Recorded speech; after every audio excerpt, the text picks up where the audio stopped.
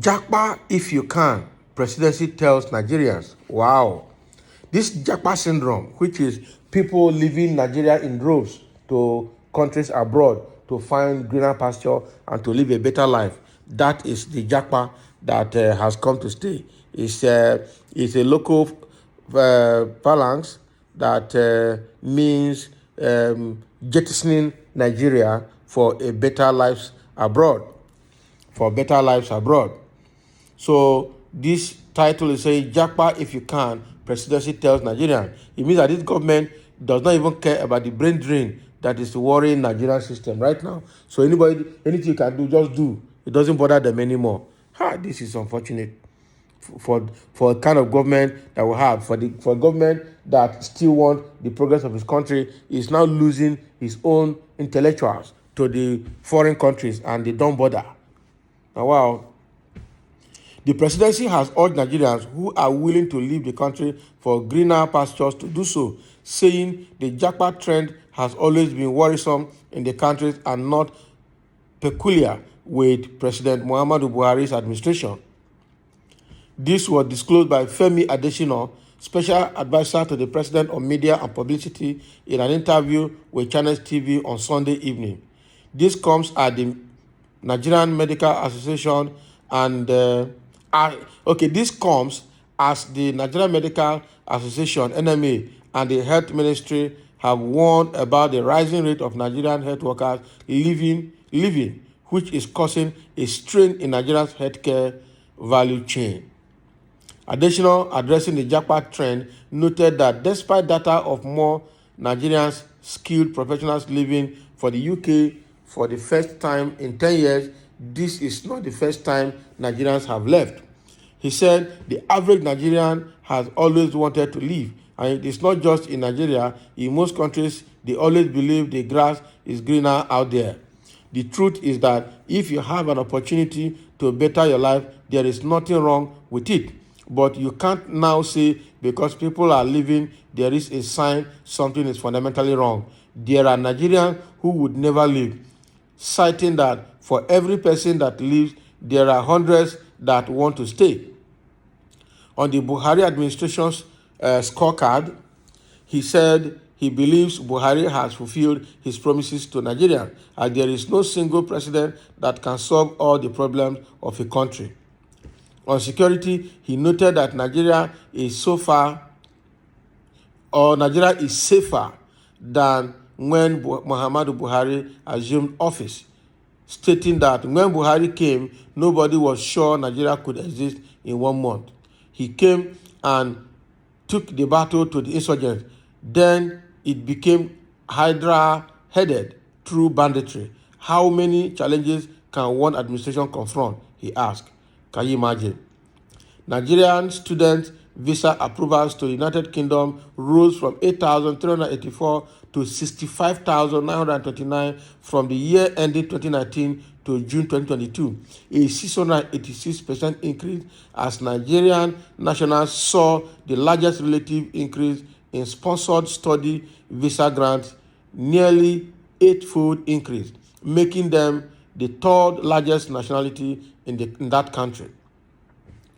This was disclosed by the UK Home Office in its National Statistics Report titled "Why Do People Come to the UK to Work?", published on Thursday, August 25, 2022.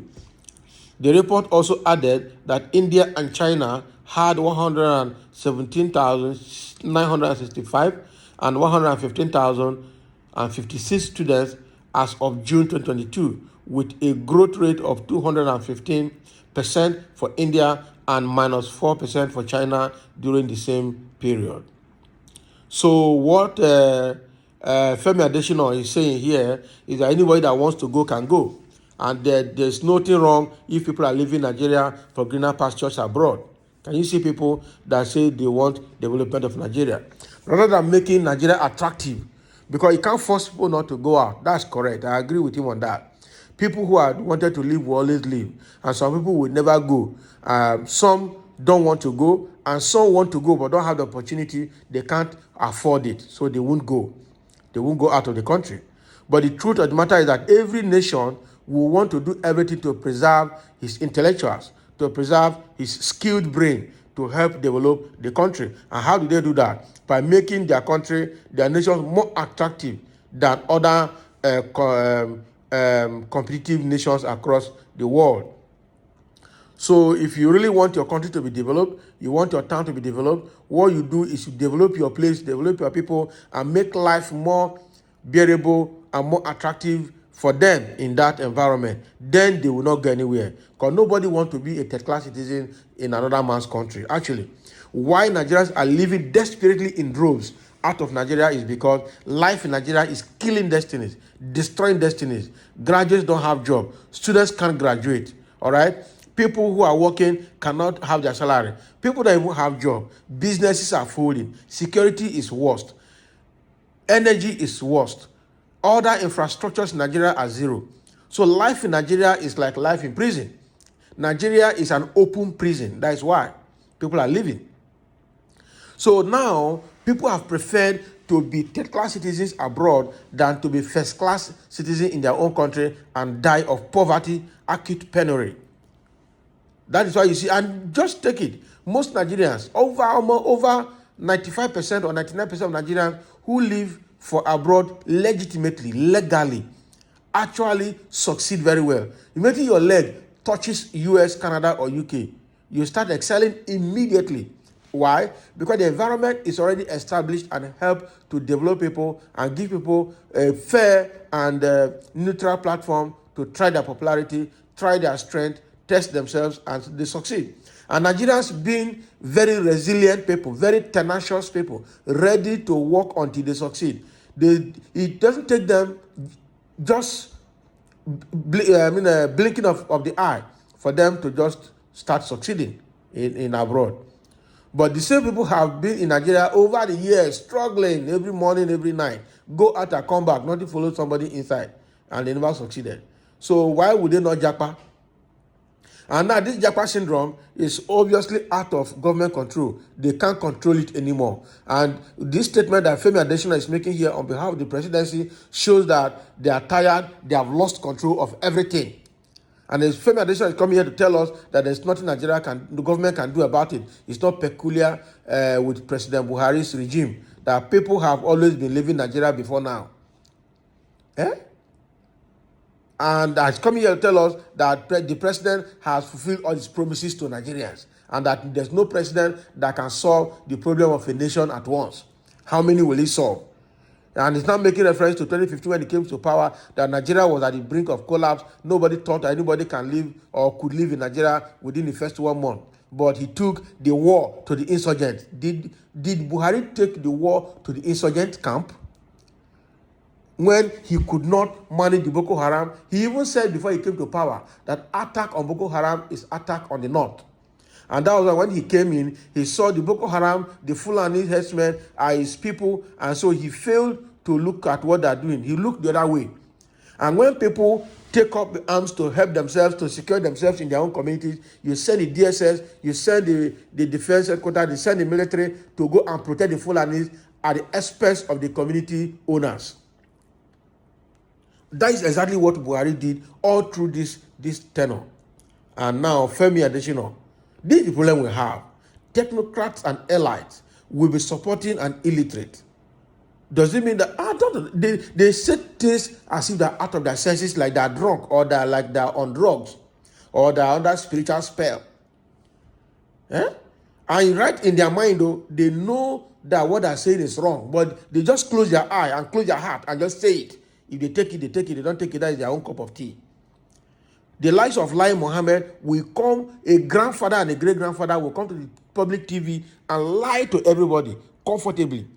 Femi Fani-Kayode, the same thing. Festus Keyamo, who is a son, and other PDP was dragging APC, himself and Fani-Kayode, dragging APC left, right, and center. Now that in APC, they are trying looking the other way, and now they are promoting the bad eggs of APC. How can we continue like this? Femi Adesina is doing the same thing. Shehu Garuba is doing the same thing. You know that something is bad. You keep promoting it. You just cross your mind, padlock your heart, throw the key away, and promote something that you know that is bad, that you cannot even sell to your wife and children inside your house. You come and sell it to the public to buy. You think it is possible? You think you can win everybody's heart that way? It's okay. That's the country we found ourselves. We'll continue to rough it. Right? Let me just take one comment here. Somebody says, additional, I hope you have not been smoking weed. Which promises did Buhari fulfill? Is it one refinery every year? Is it $1 to $1? Is it lifting 100 million Nigerians out of poverty? Is it abundant food? Good life for Nigerians? etc. Please stop insulting our sensibilities. And that is true. Another person, help me ask the fool. It's like all APC are well trained on lies. And that is true. Haba. All of them, everybody in APC is a professional liar.